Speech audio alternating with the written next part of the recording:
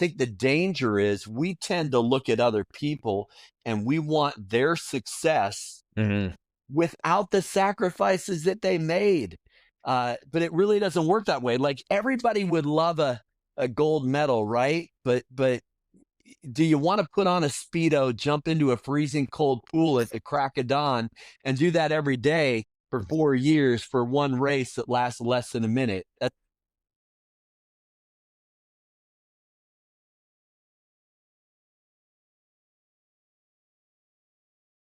Do you ever feel like you're missing the mark with your wife? You're not alone. We ask over 600 wives what they really want their husbands to understand. The results: 10 powerful insights and 10 simple actions to help you love her better. Stop guessing, start connecting. Join the 10-day challenge today. Find the link in our show notes. Welcome to today's Awesome Marriage Podcast. Today, Mark Batterson is back to join us for the second time on the podcast. He has a new book. He's also a New York Times best-selling author.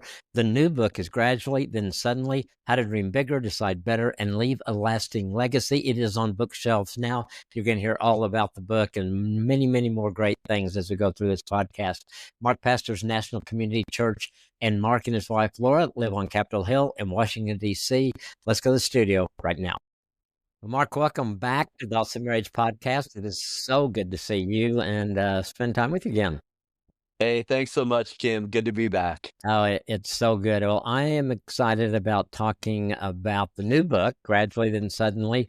And of course, I think last time we were talking about A Million Little Miracles, and time has passed and then, so it's so good to have you back. So talk a little about this book. Has it been coming for a long time? What kind of decisions did you have to make for this dream become a published reality, which is such a big deal? Yeah. Well, on a personal level, I felt called to write when I was 22, but I didn't write a book until I was 35. And it was actually a very frustrating. I actually started to despise my birthday as an annual reminder of a dream deferred. And eventually leveraged my 35th birthday as a writing deadline. I'm not going to turn 35 without a book to show for it.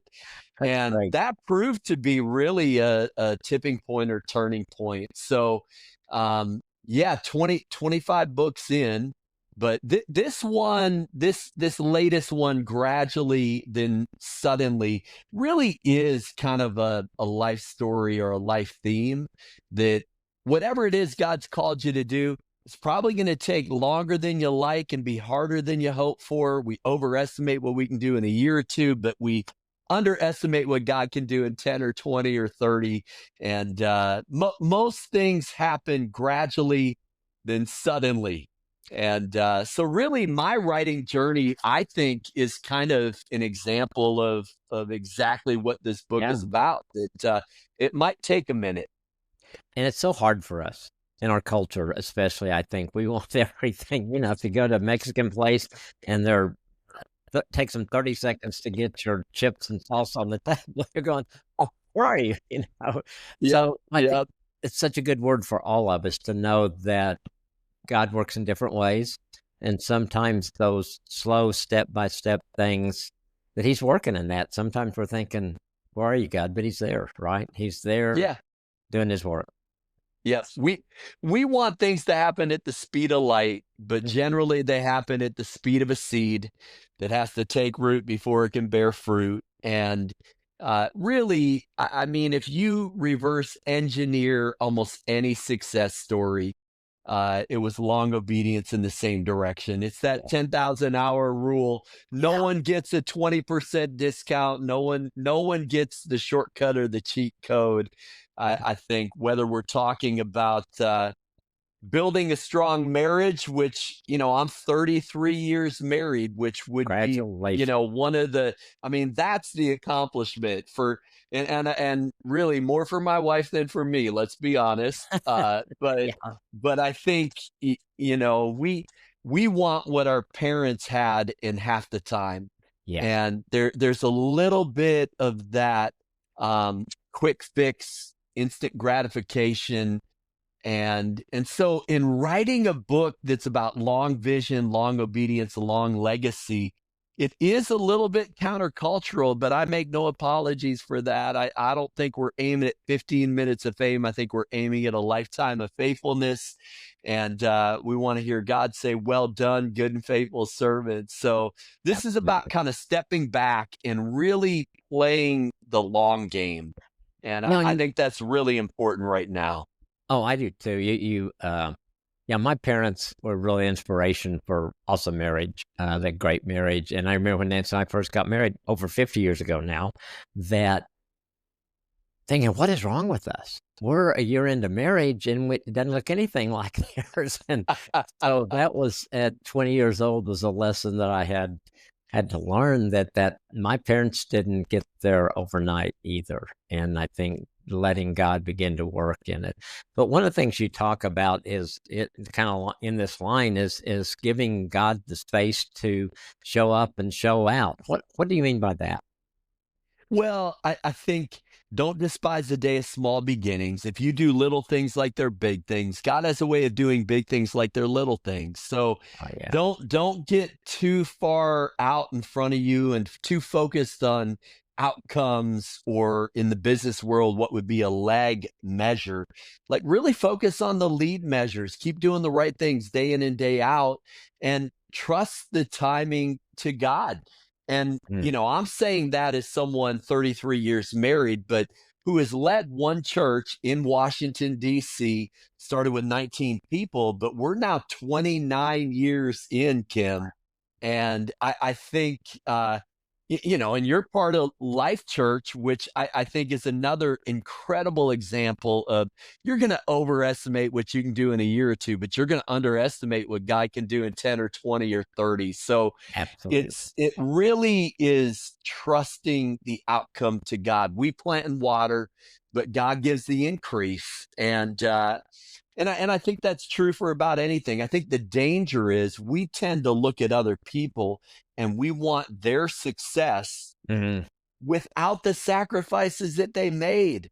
But it really doesn't work that way. Like everybody would love a gold medal, right? But do you want to put on a Speedo, jump into a freezing cold pool at the crack of dawn, and do that every day for 4 years for one race that lasts less than a minute? That's one of the stories I tell in the book. Absolutely. And, Yeah. Rowdy Gaines wins that gold medal, but you have to make the same kind of sacrifices. And part of that is we got to get away from the extrinsic motivation of doing things for fame or fortune. Like that Mm, is gonna evaporate and dissipate.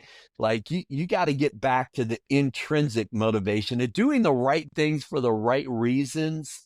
And I think when you start doing that, then there's the opportunity for God to really use you, regardless of what it is that you do, but for you to become the best version of yourself, and mhm. and really get good at something in a way that you can leave a lasting legacy. Yeah, and I think, like when you said that about starting out with 19 people, if God would have told you then what was gonna happen and he was gonna do it in a year, you probably would have, "How do I get out of here?" Maybe would have. Well, we wouldn't have been ready, right? We No. wouldn't have, No, we're we not. wouldn't have been ready. Yeah. It takes time to do that. You have so many, um, the things that in the book that I like, but one of the things that you repeat a lot is everything is created twice. So Yeah. what does that mean, and how does that affect our relationship with God? Yeah, well, imagination is part of the Imago Mm, Dei, part of the image of God. We're unique in that respect. That yeah, certain animals have hoarding instincts where they might collect acorns for the winter months, but they aren't dreaming up skyscrapers or moonshots or coding software. Like this is unique to humankind. So God has given us this ability to create and to imagine the future. The first creation always happens in the imagination. mm, The second creation involves lots of perspiration. It's blood, sweat, and tears. It's yeah. taking thoughts captive, making them obedient to Christ. And so the first creation is often praying like it depends on God. You get a God idea. The Mhm, second creation is working like it depends on you. And really putting that idea into practice. So almost everything, whether it's a piece of art or an architectural project, or if you're a lawyer, any piece of legislation or a brief, or really any occupation, the first creation is internal. That second creation is external. And so I think thinking in that way really helps us understand that, like, there are two sides of this equation. And so much of the book is about, okay, how do you get God ideas? But then even talk a little bit about kind of making grand gestures, that faith is taking the first step before God reveals the second step. And then that leads to dreams becoming reality, but it's going to take longer than you think, more than likely. I agree with all that. I was thinking of a person I know that really felt called by God to do something, and it hasn't, over the last 2 or 3 years, hadn't really played out like he thought it was going to. And so he and I were talking, and he said, did I hear wrong from God? Was this not what I was supposed to do? What would you say to someone that was dealing with that? Because I think that happens. Yeah. Well, no one bats 1,000. Yeah. So there are going to be some things that just don't work out or play out the way you planned. Kim, our first attempt at church planning failed. We had a 25-year plan. I was all of 22 years old, but I was in seminary. A professor gave it an A. I'm thinking it's got to work, and it did not work. But I look back on that experience, and I learned a couple of things. The cure for the fear of failure is not success. It's failure in small enough doses that you build up an immunity to it. And you realize that God's there to pick you up, dust you off, and give you another chance. So I don't think there's a money back guarantee that everything that we pursue is going to play out exactly the way that we intend.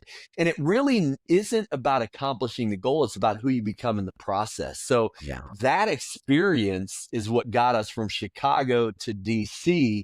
And I'm eternally grateful, because I'm not tempted to take any credit for what God's done through National Community Church, because I know what I'm capable of, because I saw what I was capable of at 22, and it's not much. So I think part of it is success is usually well-managed failure. So it's just learning from the tough times. It's even true of marriage, isn't it? Like it's the adversity, it's the hard things that you walk through that really create a strength in a relationship. Like, so my wife Laura has had 2 bouts with cancer in the last 8 years. Do we want to go through a third bout? No, we do not. She's on the other side of radiation. She's doing great.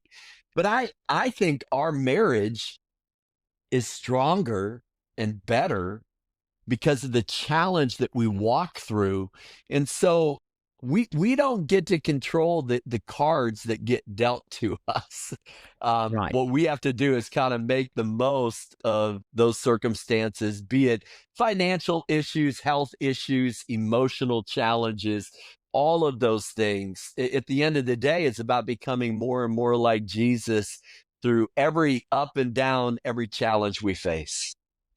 Yeah, and God doesn't waste times. I started out, I knew God had called me to do some type of ministry when I was 12, and I ran from him so well for so long, but you can't outrun him, I figured out. And when I went back to school and started working toward what I'm doing now, I thought, why did I waste that time? But God has shown me it wasn't waste. I was in my dad's business, and when I counsel or work with business guys, I can relate to them. And so I see how God used those things. Even when I thought I was running, he was using that and preparing me for what he was going to eventually open the doors for me to do. So that makes so much sense to look at it that way. Yeah. I think you have to have a learning posture and a growth mindset, and really have the willingness or desire to grow through. The obstacle's not the enemy. The obstacle is the way. And, you know, in a culture that wants it yesterday, it's that reminder that overnight success is an oxymoron. It, you know, Sam Walton, founder of Walmart, said it takes about 20 years to become an overnight success.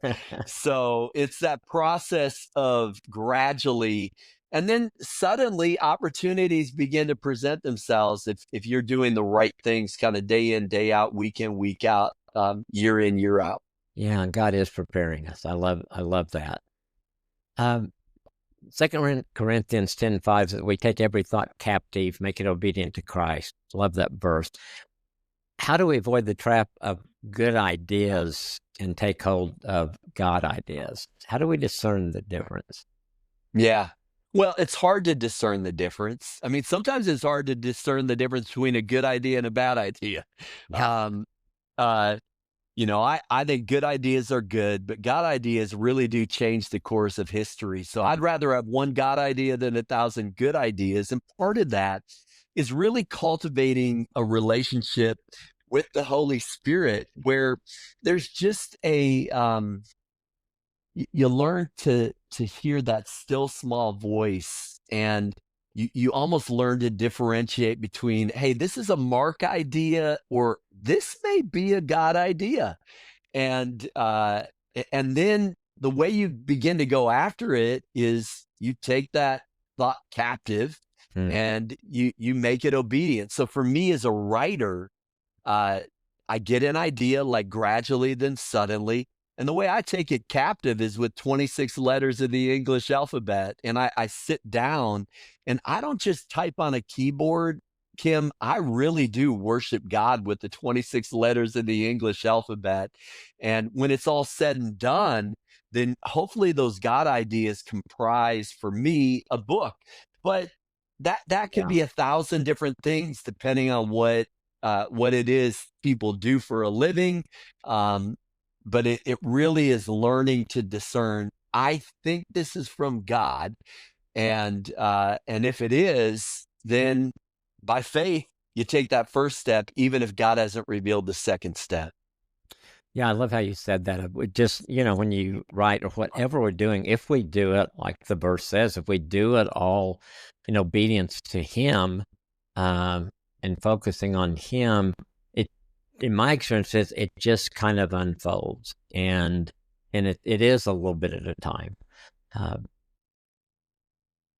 And I think I think God uses that in our lives in so many different ways, no matter what our profession is or where we are in things. It's that process.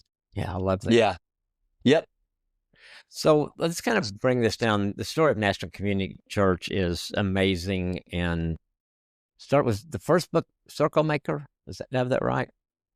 It was one of my first books. Yeah, one of the Yeah, first not books. the very first. Yeah. I guess that was the first one that I read. Yeah. So kind of put the whole deal gradually, then suddenly over that template put that template over National Community Church and what God has done, that provided. Because to me, it's just an incredible story of the Lord at work.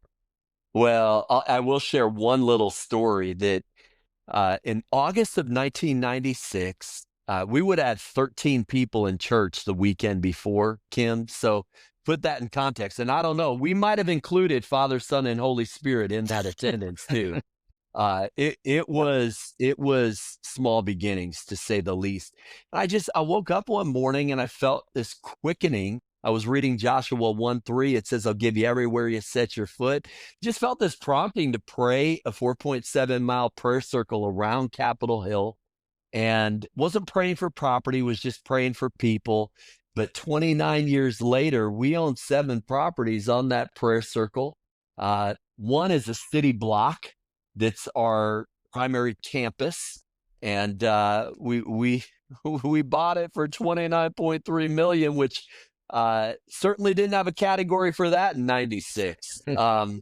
And the fact that those 7 properties worth about $100 million that we own debt-free, that is not coincidence. Right on the prayer circle, that is providence. That's That is Jehovah Nissi, God our banner, going before us. That is Ephesians 2:10, God preparing good works in advance. But here's the catch. We tend to time lapse other people's stories. So I can read the story of Abraham in 25 minutes. Well, but it took 25 years from promise to fulfillment with the birth of Isaac. I can read Joseph's story in 13 minutes, but it was 13 years of from bad to worse, being sold into slavery, then in prison. So I think I don't want to give the impression that anything that we've done has happened suddenly. It happened gradually, then suddenly. And I think that is the pattern in scripture. Like, you got to circle Jericho for 7 days. You have to climb those stairs to the upper room for 10 days. Like, you have to spend 40 days in the wilderness. This is where it's just a commitment to long obedience in the same direction, and then trusting the outcome to God. Yeah. And so that really has been Yeah. the story of National Community Church. You know, we had 43 people our first Easter, and I was over the moon because we had never broken 30. And so that Right. first Easter, you know, I was 43 people, and we get to now host the Easter sunrise at the Lincoln Memorial. And Kim, we have a few more than 43 people who Yeah. show up to that. But those things took not just weeks or months or years, they took decades. And that's where this commitment to playing that long game and really having long vision, and that's the first part of the book, times long obedience, which is the second part. What it nets is long legacy. And legacy is not what you accomplish. Legacy is what others accomplish because of you.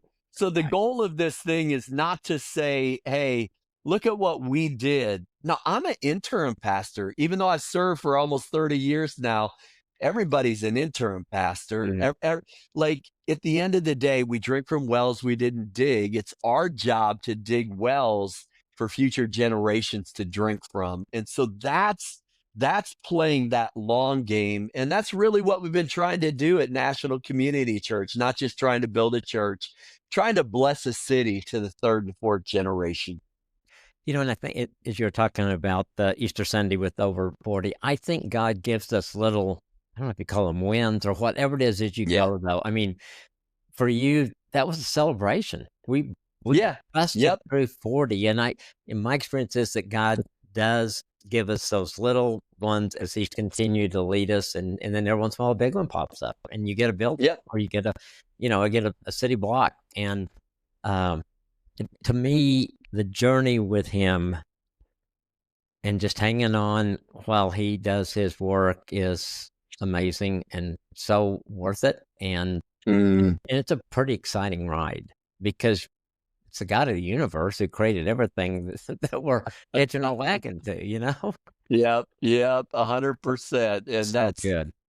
that is where I want to hitch my wagon. And I'll just say for the record, there's a hill higher than Capitol Hill. It's a hill called Calvary. Oh, yeah. And that is where sin and shame met their match. And so I'm just grateful. I think we what we try to do is follow Jesus and trust Him to get us where He wants us to go. And at the end of the day, it's I am less and less concerned about what's happening in the news and more focused on the good news called the gospel. And the kingdoms of this world are becoming the kingdom of our Lord and of His Christ. God is always writing a bigger story. And so I keep telling people, Kim, don't lose heart, don't lose hope, don't lose faith in the end of the story. By the way, I am looking forward to the Lord's return. I think it might be sooner than later.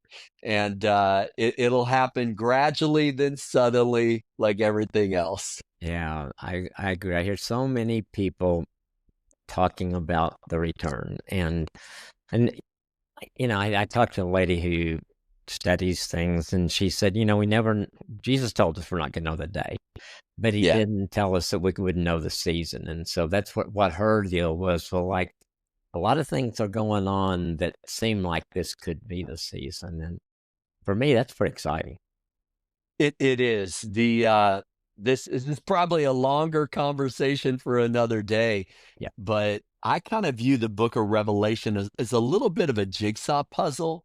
Mm, And there are certain pieces that have come into play that make some of those prophecies not just possible, but very plausible. Like yeah. there are crazy prophecies about how in the world is everyone on earth going to witness two witnesses lying in the street for 3.5 days when that was written on the Isle of Patmos 2,000 years ago. That was crazy talk. It wasn't Yeah. possible.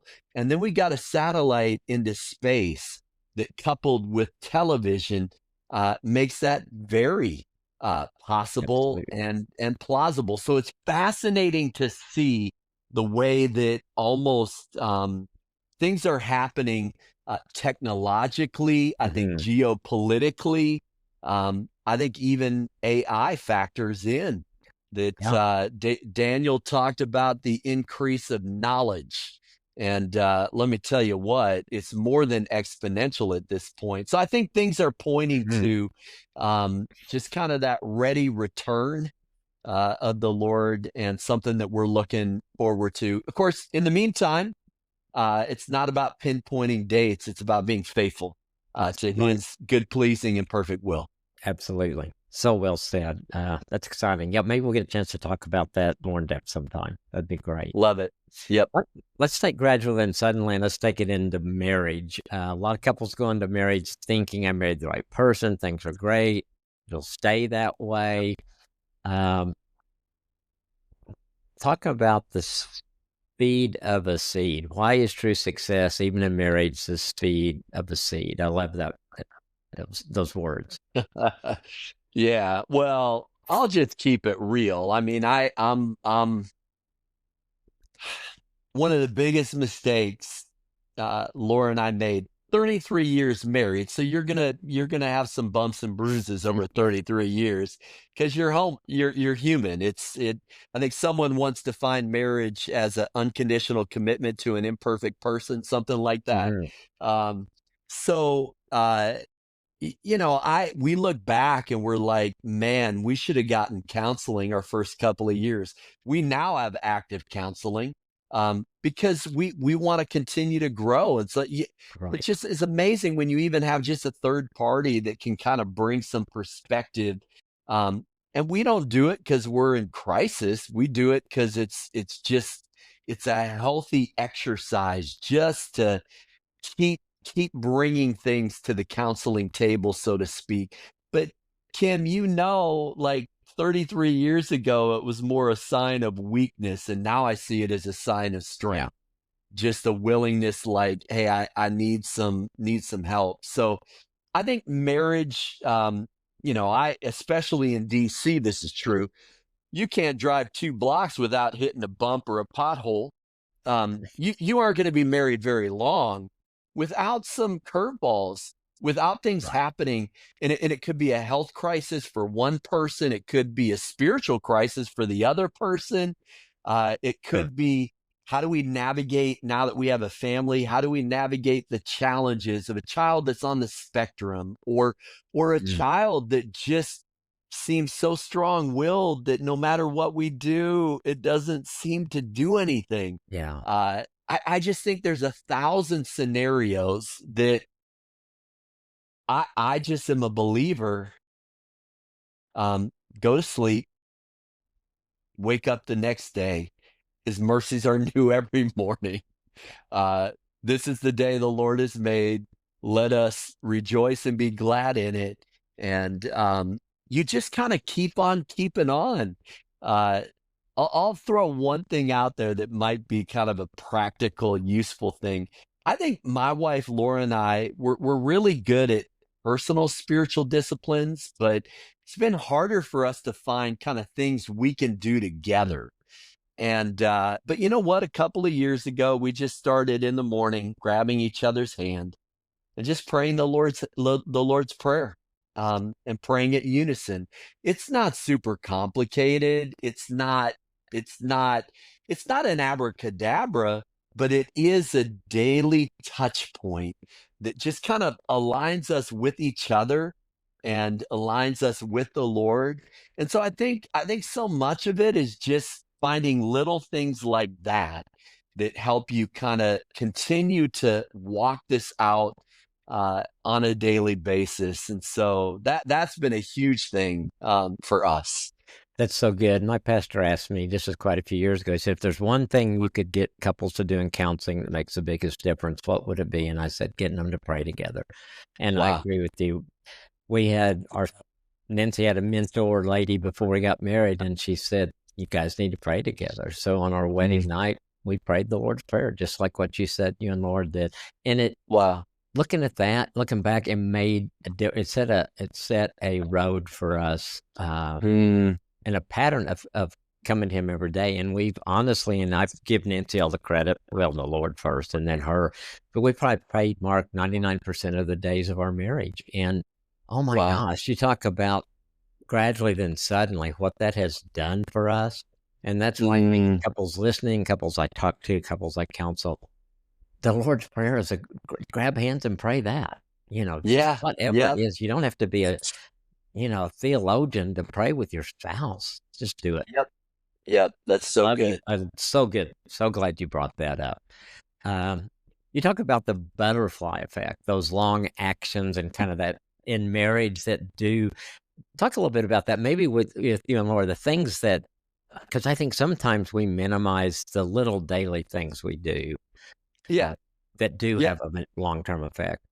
Yeah. And we'll save kind of the technical explanation of the butterfly effect. You can read about it in the book, but it is fascinating that small changes in a system can make a major difference in outcomes. So, and that's encouraging, right? Because you Absolutely. don't have to go and do 100 things different. No, if you make one or two tweaks in your marriage over the long term, it's going to make a big difference. So I'll just share one other best practice that it was really when Laura went through these two bouts with cancer that we became more intentional about a couple of things. Mm. And well, this is kind of a fun side note. We became more intentional about comedy. Like we needed to laugh more, that laughter doeth good like a medicine.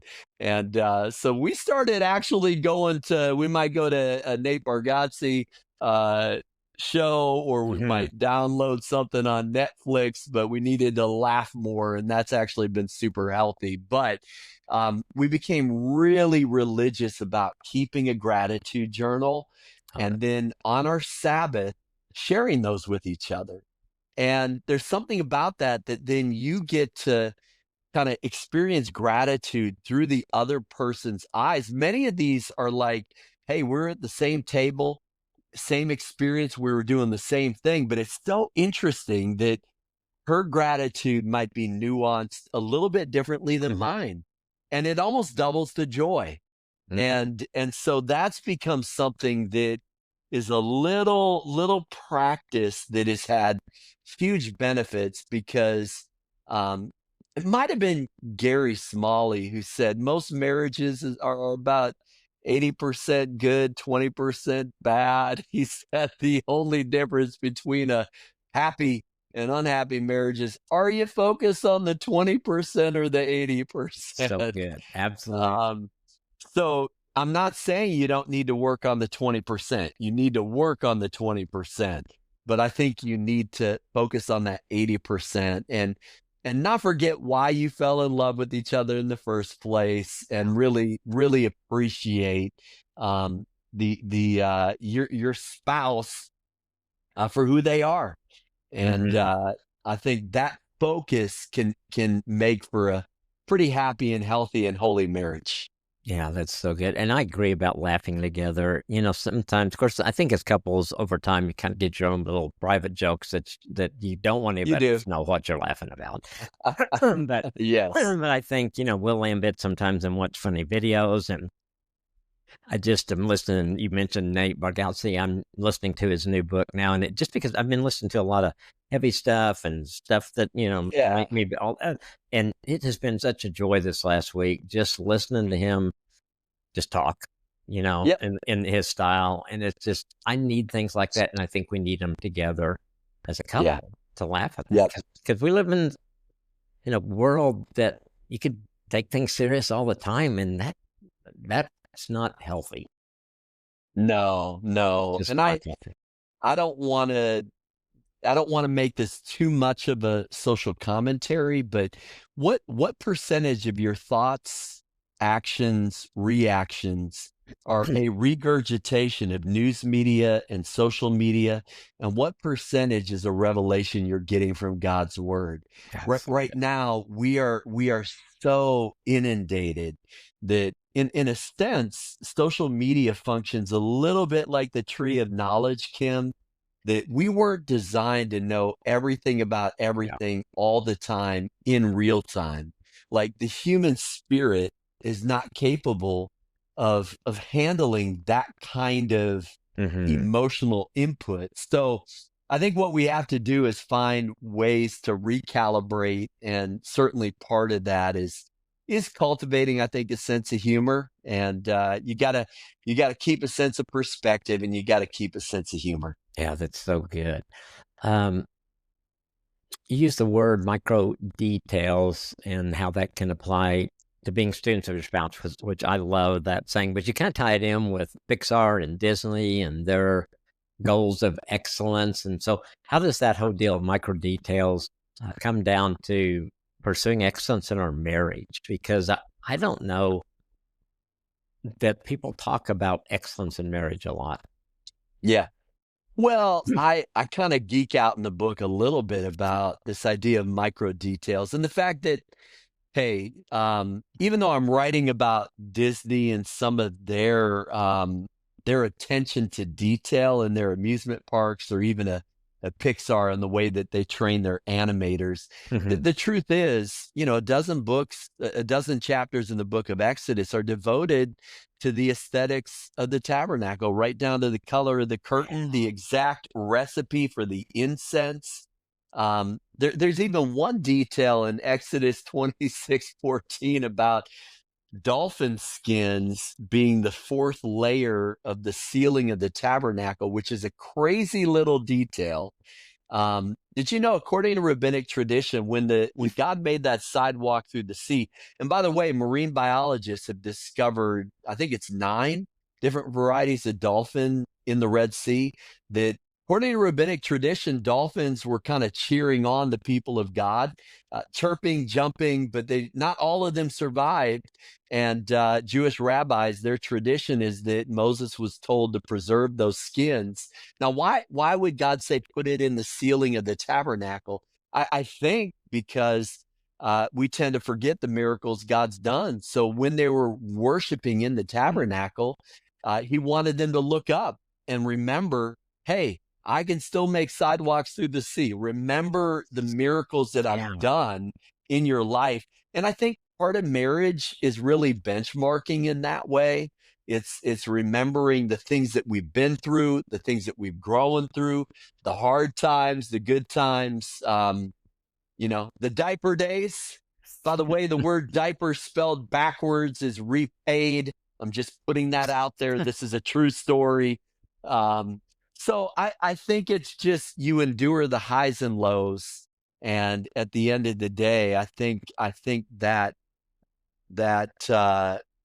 you're more than how many years married, Kim? We're 55 now.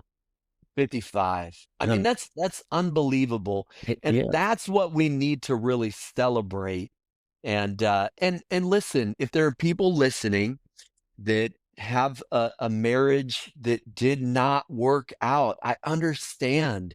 This is not Right. I don't think God is ever about like hey, let's send you on a guilt trip and just keep sending you. No, that's what the enemy does. The enemy wants to remind you of maybe relationships that didn't play out the way that you wanted them to, but he is the God of second chances, third chances, 100 chances. And so when we talk about celebrating, 33 years of marriage or 52, like even those who have a failed marriage, listen, God can, I don't know all those circumstances, but I really do believe that God is in the restoration business, and he can either reconcile what was broken, um, and we can't get into the weeds because then it's like nuancing all the uniquenesses that might have led to that. Sure. But I just want to speak words of encouragement that at the end of the day, I'm grateful. I'm grateful to God who is faithful through thick and thin to each one of us. This, my mentor had said, this was years and years ago. He said, the Bible does not say God hates divorced people. It says he hates divorce, and God has a plan for you every day of your life. Don't let somebody, and I think people I've worked with over the years, Mark, some churches have not been very good to divorced people. They have made them feel less than or unworthy or idly every time. She said, my best friend in that church, we'd been in prayer groups together, and after she found about my divorce, we would walk down the hall and pass each other, and she would look away from me. And I thought, wow, that's not no wonder so many divorced people had this feeling of guilt on them. And what you said is so true. God has a plan for us every day of our lives. And being divorced is not the unforgivable sin. Yes. For sure. Amen. Amen. Kind of hit a little bit, but long vision then for our relationships, where does that come in with gradually, then suddenly, to have this long vision for our marriages? Yeah. Well, I think there are seasons where you feel like you're kind of surviving. Like if you have kids and they're little kids, sometimes it just feels like a crazy season where it's an accomplishment to get out of bed in the morning and tuck the kids into bed at night. So there are seasons like that, but I think we need a long vision. And part of that is, what kind of legacy do we want to leave? What are the values that we want to model? So like our family, humility, gratitude, generosity, and courage are 4 values that we really want to embody as a family. Now, those are more aspirational. That like, listen, as soon as we become completely sanctified, I'll let you know, but I wouldn't hold your breath. It's more of having targets to aim at. And one of the things that Laura and I do, and this is a very practical thing, is we usually take 2 nights, 3 days every December. And you don't have to go any place exotic to do this, but you do have to kind of set apart on your calendar. And we do an annual retreat that we talk budget, calendar, word of the year, verse of the year. And then we may even identify, like, hey, this is what we want to be praying for our kids for this coming year. And it's just sort of a touch point, Kim, that it's how we kind of end a year and then begin to look forward to the coming year.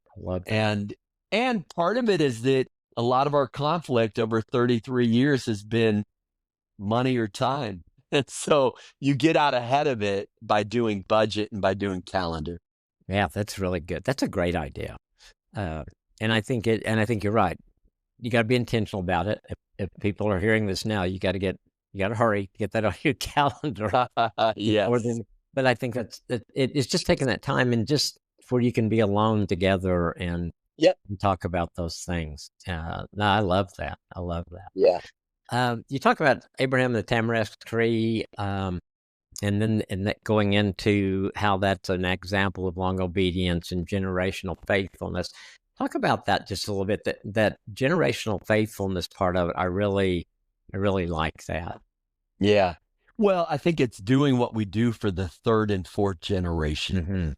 And when Abraham planted that tamarisk tree in Beersheba, and that kind of Beersheba, those who have been to Israel know it kind of is sort of where the fertile land meets the desert, so to speak. And what's unique about a tamarisk tree is that its roots go all the way down to the water table. So it's very it's a tree that can survive very hostile kind of environments.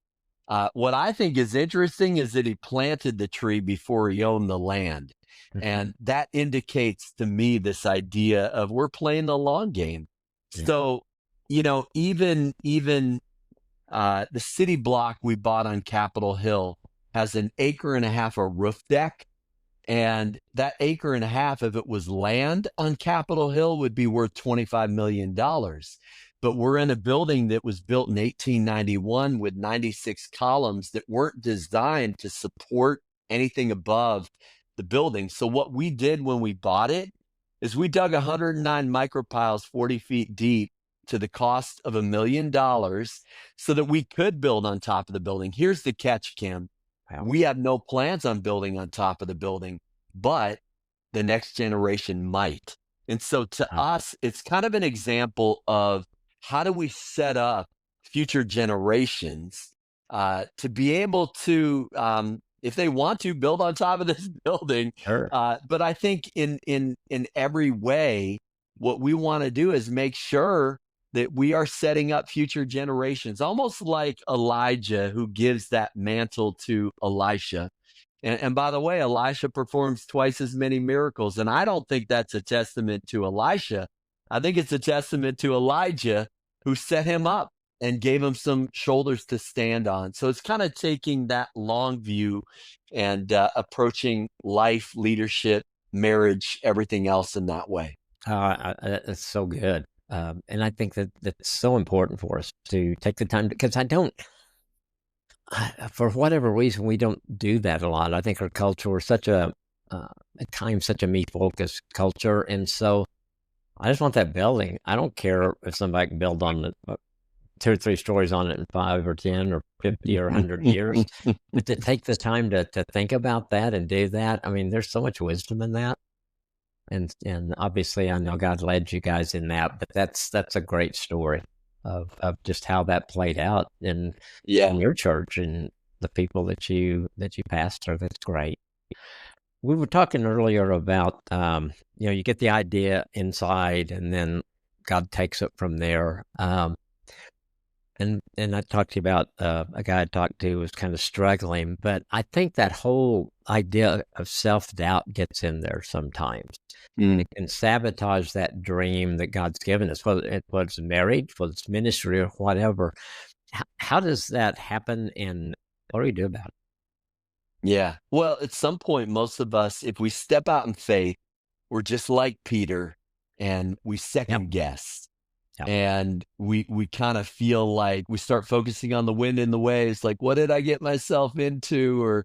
Or even how do I get myself out of this situation?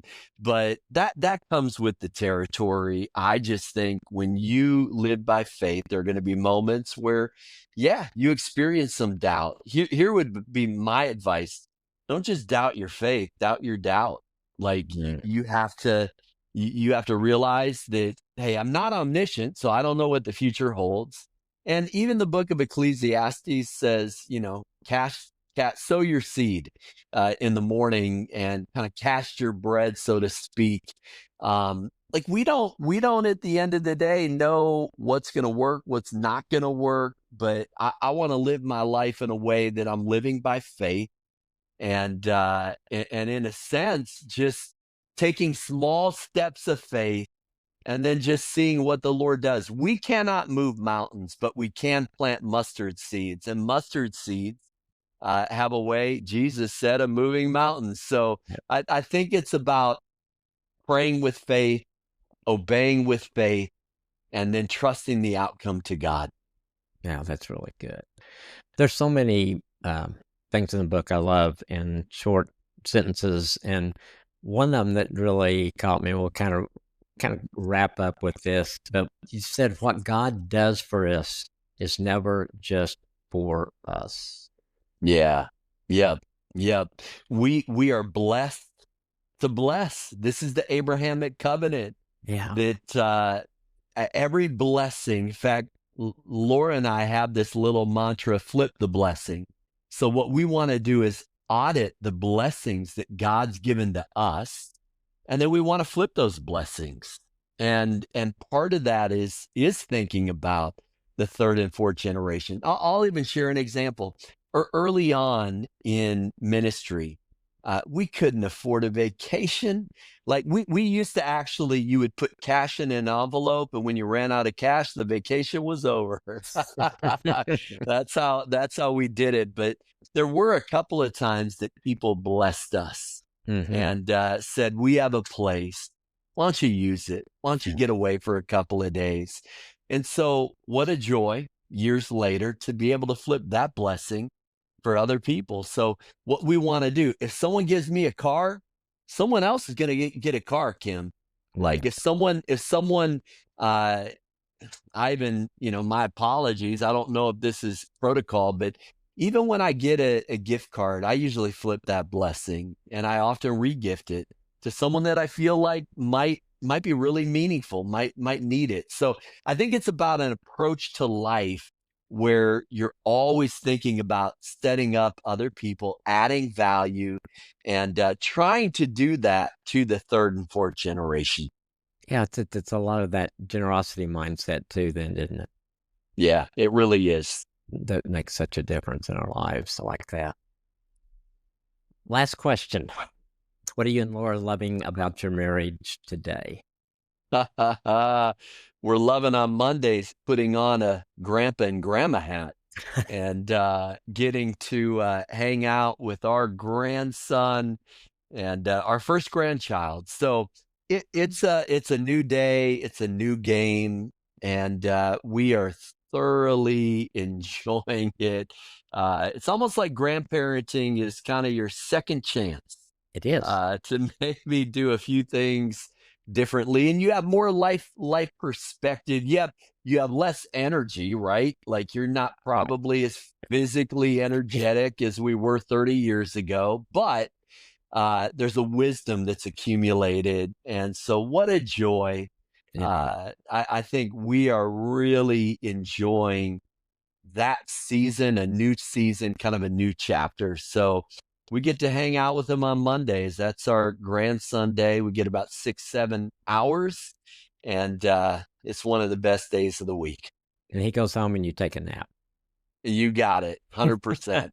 No, my grandchildren, and we've got, gosh, my youngest now is 13, and a couple of them are adults, and we loved every bit of grandkids are just amazing, and I agree totally with you. I feel like we have some things to pour into them that we didn't have when our Yep. kids were growing up.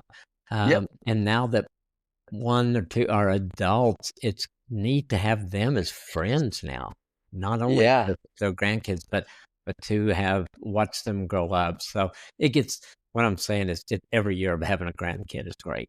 All the way through, all the way through. I love it. It's I love it. so much fun. Well, the book is Gradually Then Suddenly: How to Dream Bigger, Decide Better, and Leave a Lasting Legacy. It came out last week. It is available everywhere.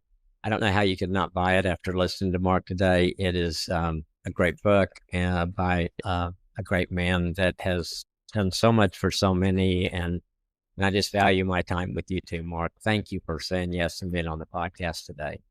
Hey, Kim, absolute joy and privilege. Thanks for who you are. Thanks for doing what you do. We're all better because of it. Thanks, Mark. Well, next week on the podcast, Nancy, I'm going to talk about spiritual warfare and the calm, staying alert in the good seasons of marriage. And then I'll finish up the month with a solo podcast, When Gratitude is Hard. We'll see you next week.